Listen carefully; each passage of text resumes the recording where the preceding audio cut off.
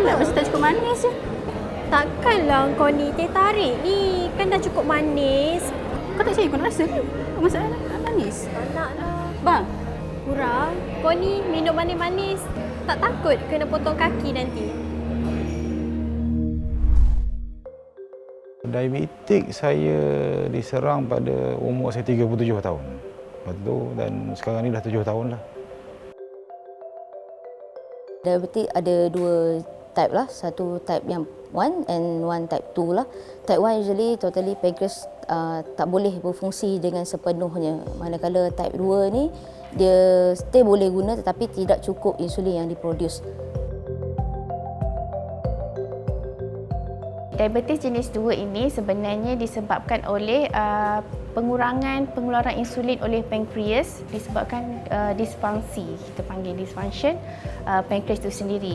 Jadi berbanding dengan mereka yang normal, pankreas ini memerlukan insulin yang lebih sedikit. Ini akan terus berlaku di dalam pesakit diabetes jenis 2 dan oleh kerana itu lebih kurang separuh daripada pesakit yang mengalami diabetes jenis 2 ini pada akhirnya terpaksa juga menggunakan insulin sebagai kawalan tambahan kepada rawatan ubat-ubatan oral.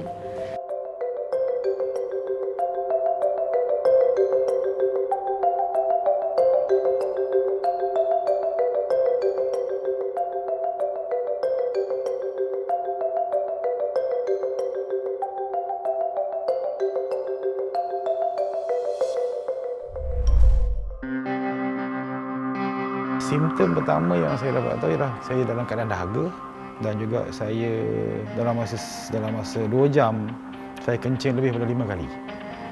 Dan saya terus dengan minum air dengan banyaklah. Sehingga saya pergi ke klinik masa tu dan dia terus buat test lah, blood test ujian darah dan mengatakan bahawa masa tu memang tinggi betul lah. Yang paling merisaukan adalah bila mana luka sesuatu pesakit ataupun individu tu lambat sembuh. Itu disebabkan bila gula terlalu tinggi, saraf akan tidak dapat mengalirkan darah yang sepatutnya lah. Dan yang paling merisaukan bila mana sensitiviti kepada sakit dan luka itu pesakit tak akan dapat rasa. Dia akan menjadikan luka itu semakin teruk dan salah satu alternatif untuk merawat pesakit yang luka teruk terutama di bahagian kaki ataupun anggota lain adalah dengan memotong bahagian-bahagian tersebut lah. Type 2 kita diagnose, kita akan mengambil darah lah untuk screening. Di mana sekarang dalam guideline Kementerian Kesihatan adalah kita akan ambil A1C punya screening. Di mana A1C screening ini adalah darah yang kita akan screen tanpa perlu berpuasa. Dan dia punya result adalah untuk kita tengok kandungan gula dalam darah dalam badan seorang pesakit tu selama 3-4 bulan punya value. Dan kita akan diagnose based on value yang kita terima daripada pesakit lah.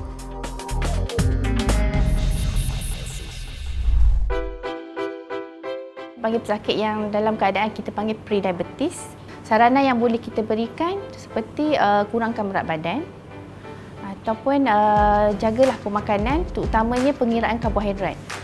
Seboleh-bolehnya tidak boleh melebihi 100 atau 150 gram sehari. Ataupun senaman selama 30 minit setiap hari. Tetapi jika semua perkara ini telah dilakukan tetapi masih tidak dapat mengawal glukosa dalam darah, maka pesakit akan dimulakan rawatan sama ada rawatan secara oral, itu makan pil ataupun insulin. Tapi pada kebiasaannya kita akan memulakan dengan rawatan oral dahulu dalam bentuk tablet lah. Dalam keadaan di mana pesakit telah mendapat rawatan ubat-ubatan oral tetapi fasting blood glucose atau kita panggil keadaan glukosa dalam darah ketika puasa yang biasanya kita ambil waktu pagi ataupun random blood glucose, maknanya glukosa dalam darah selepas 2 jam selepas makan itu tidak dapat dikawal juga, maka pesakit biasanya disarankan untuk ditambahkan penggunaan insulin. Sama ada masih meneruskan ubat-ubatan oral dan ditambah insulin ataupun ubat-ubatan oral ini dihentikan dan diberikan insulinlah kepada pesakit. penggunaan kawalan dengan ubat-ubatan oral itu sebenarnya untuk merangsang pankreas supaya mengeluarkan insulin. Tetapi jika itu juga tidak berkesan ataupun tidak cukup, maka kita suntikkan insulin terus ke dalam badan pesakit.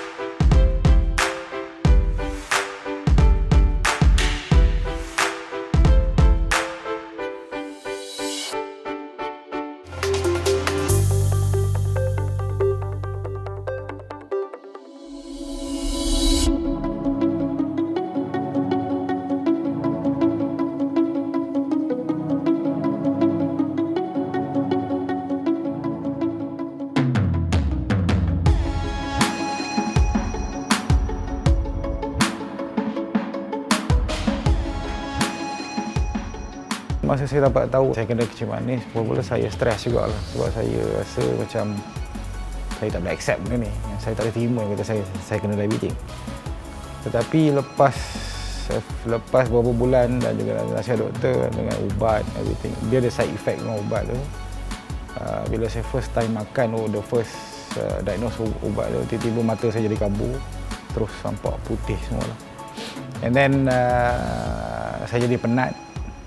Saya lost weight dalam lebih daripada 20 kilo. Untuk semua pesakit diabetes yang mengambil ubat-ubatan secara oral ataupun insulin, satu keadaan yang kita panggil hypoglycemia, di mana paras glukosa darah menjadi sangat rendah semasa rawatan. Ini boleh berlaku jika pesakit menyuntik terlalu banyak insulin. Contohnya dalam keadaan di mana pesakit sepatutnya menyuntik sebanyak 16 unit tetapi pesakit menyuntik 20 unit. Dan juga ini boleh berlaku pesakit menyuntik insulin ataupun mengambil ubat-ubatan oral tanpa makan.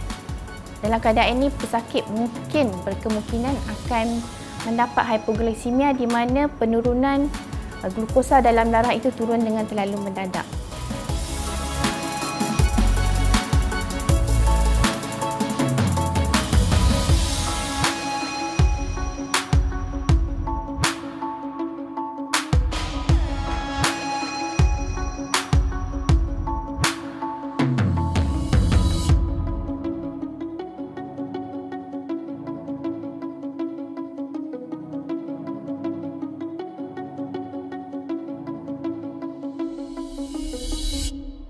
Untuk mengelakkan keadaan hypoglycemia daripada berlaku, pesakit biasanya perlu memastikan yang mereka makan sebelum mengambil ubat ataupun menyuntik insulin dan juga melakukan ujian glukosa dalam darah secara berkala dengan monitor glukosa yang kita simpan di rumah.